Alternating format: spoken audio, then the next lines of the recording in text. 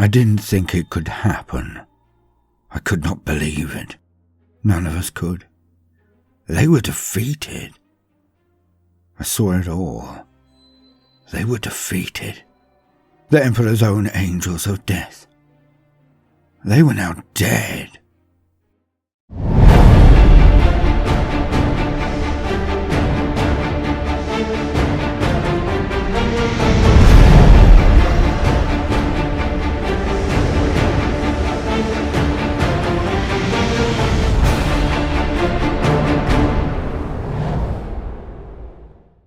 And now, a very brief word from the sponsors of this video. 1 minute, 15 seconds. Here we go. In the grim darkness of the far future, there is only war. Warhammer 40,000 Lost Crusade. Will you pick up the gauntlet and take on the mantle of command?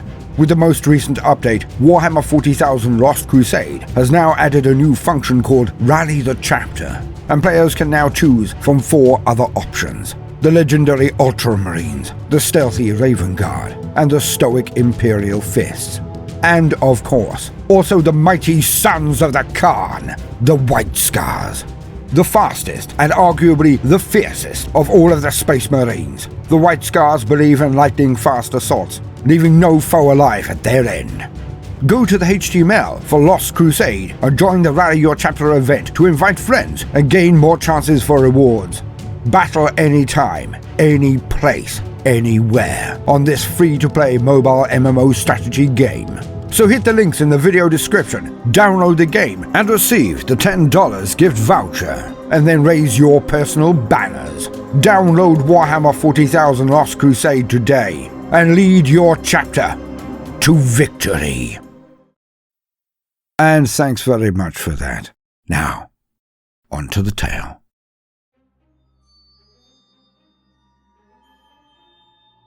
The Xenos scum had been at us for weeks.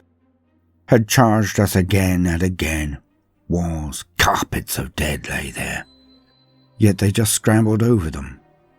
Back at us. It was impossible. How could anything hate so much? They were dying in their millions. Yet in they came. We lost ground steadily at first, but it soon sped up. As each of our lines of defense were compromised, they came in stronger and stronger. We could see them in the night. Well, more hear them, taking our and their dead, dragging them back, consuming them.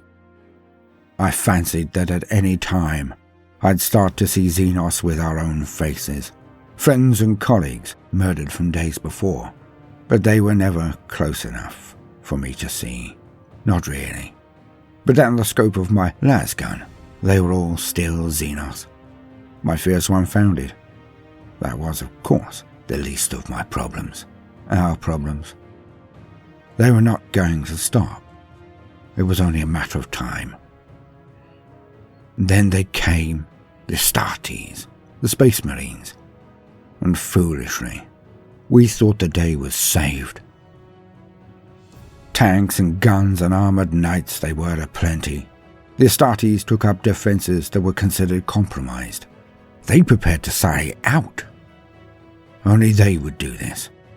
Only they would even consider it. For they were the Emperor's own angels of death, and they knew no fear. Dawn broke, and the great doors to our palisade were opened. Out they went. Their land raiders rumbling forward containing the Marines, guns blazing out, enemies dying in their droves before them.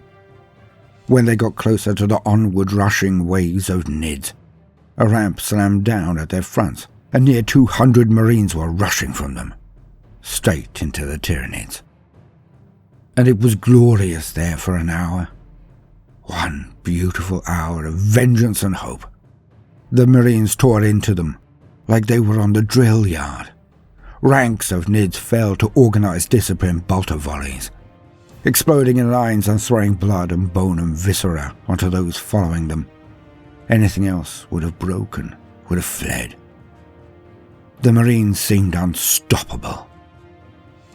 But the little beasts were buying time, as a phalanx of huge carnifexes then appeared through the huddle and charged the Marines.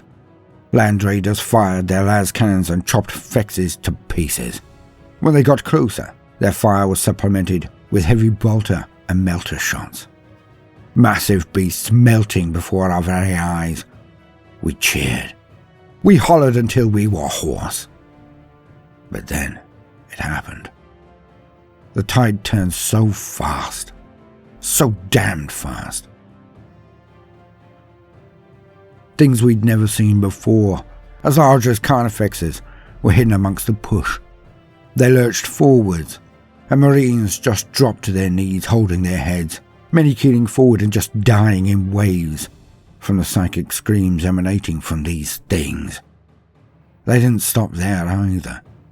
Energy fields from these new ones deflected half of the las cannon and melter fire from the land raiders, bolter fire bouncing off their thick armor like it was just rain.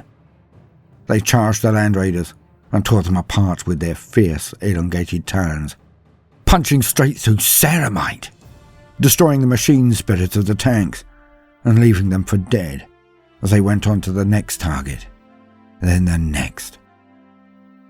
We couldn't believe it. They lost. The Space Marines, our very best. They lost. We are doomed.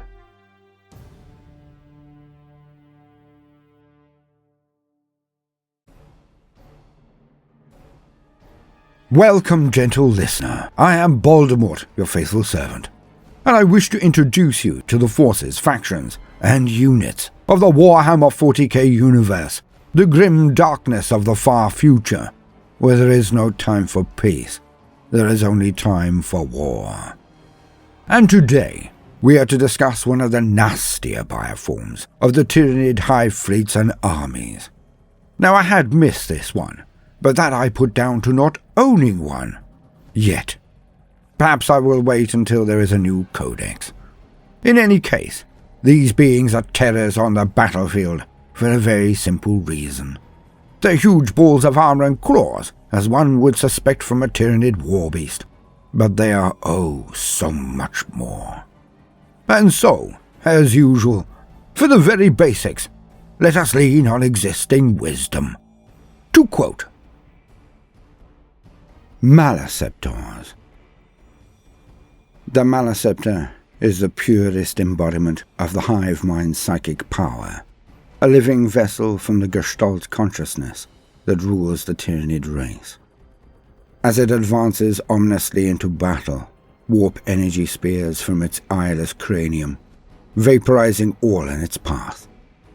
Those fortunate enough to survive the monster's keening psychic screams are spitted upon colossal talons, their torn bodies hurled aside.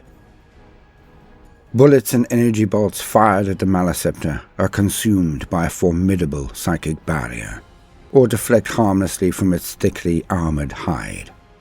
In response, ethereal pseudopods reach forth from the creature's glistening brain arrays. The merest brush from one of these psychic tendrils overloads the victim's consciousness with a fraction of the hive mind's unimaginable energies, detonating their skull in an eruption of blood and cerebral matter. Maleceptors are the response of the hive mind to some of the more psychically gifted races that populate the galaxy.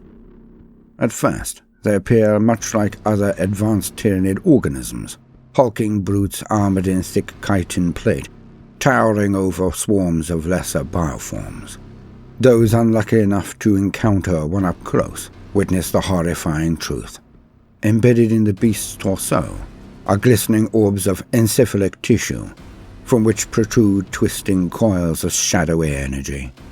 These tendrils are manifestations of the Tyranid's nullifying psychic presence, the shadow in the warp. And to touch one is to come into contact with the horrifying immensity of that psychic phenomenon. For nearly every living creature, this spells a spectacularly violent end.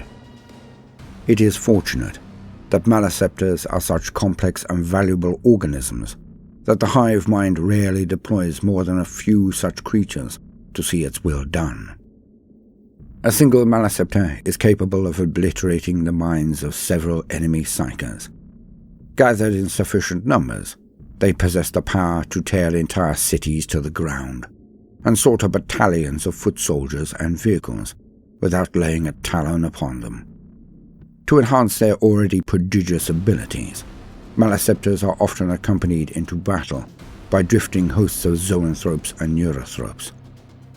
The resultant neuro nodes not only bolster the resilience and ferocity of the swarms surrounding them, but also focus the direct and baleful effects of the shadow in the warp, unleashing roiling tides of psychic force. Maleceptors are completely blind, and navigate via a combination of extrasensory psychic perception, and by utilizing their powerful synaptic link to the hive mind to sense the subtle psychic impulses of nearby Tyranids. Thus, while they lack the individualism and wealth of combat experience that a hive tyrant possesses, they are still able to react to emerging threats with startling speed. To these creatures, the chaos of a battlefield is a phenomenally complex neural network, and they are able to instantly translate this maddening web of information, redirecting and redeploying lesser beasts in a fraction of a second. When faced with heavy resistance, such as Imperial Knights and Eldari Wraith constructs, the Hive Fleets have deployed Maleceptors with notable success. The thick armoured plating of mighty war engines, so effective at repelling the massed attacks of a Tyranid swarm, is rendered almost useless in the face of a Maleceptor's psychic assault. The Imperial Knights of House Raven grew to despise the Maleceptor they came to call the Vizier, who fought as part of the behemoth splinter fleet known as the Court of the Nephilim King. The Vizier would prey upon single knights who found themselves isolated from their comrades, peeling apart a machine's bulky carapace with waves of destructive energy, before rupturing the unfortunate pilot's brain with a caress of its psychic tendrils. Despite the best attempts of House Raven's hunting packs, the Vizier avoided every trap and ambush they laid for it, almost as if the beast could sense their every intent.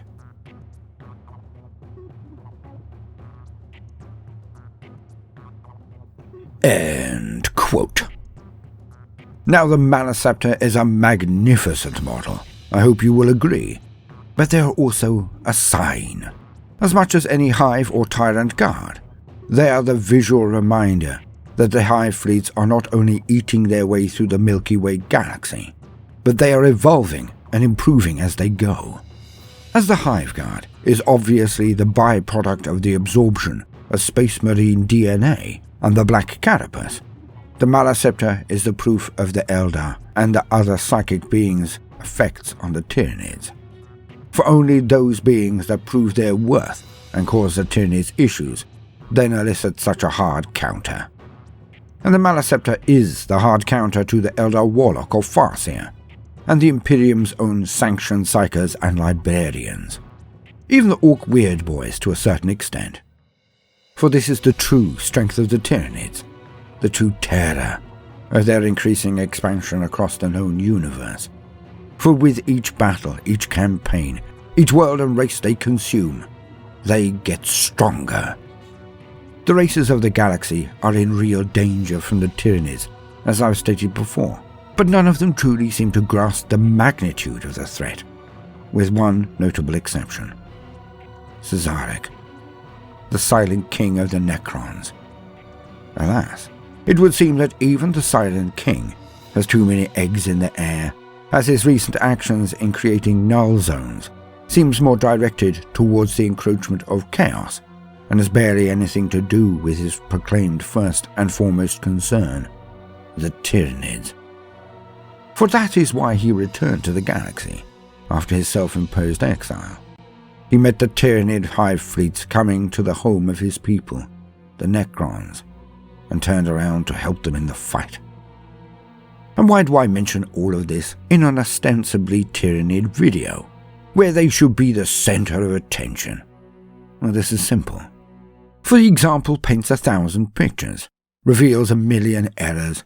For if the silent king himself, the one and only true king of the Necrons, can be split in his priorities, can be deflected from the path of fighting the Tyranids, to the exception of near all others, as it seemed his intent was, then surely no other can take up the mantle and see the threat for what it is.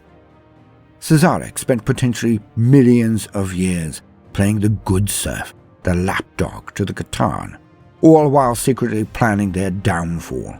If this individual can be shaken from his path, then surely no other can bring the correct attention to bear. Yes, we have Cryptman and his radical actions, but for this he was censured. For the Imperium, the Eldar, the Orcs, and the Tau all take the Tyranid threat very seriously indeed when it appears in their sector, when it throws wave after wave of bioforms at their defenses. But what seems to be happening is that as soon as a Hive fleet is beaten off, the races then turn back to their old conflicts, treating the Hive fleets as a temporary distraction from their ongoing feuds and wars. And this alone, this nonchalance about the Tyranid threat, is what may well make their victory assured. For without unity, without collaboration and cooperation, without the residents of the entire Milky Way galaxy gathering together in common cause, they may well be playing the fiddle while Rome burns. The Tyranids are not just coming, they are here. And it seems the galaxy still does not realize that, without a united front, they are already dead. I have been Baldermort, your faithful servant. I hope you've enjoyed this brief introduction to Maleceptors. If so, then please do consider liking and subscribing. If you do, then hit the notifications button, as I would not want you to miss out. If you see the worth in what we are doing, then do also consider joining our Patreon, or giving the video a share if that is beyond your present scope. It would be a great boon. Now, no matter what you do today, do try to make some time for fun. Toodaloo.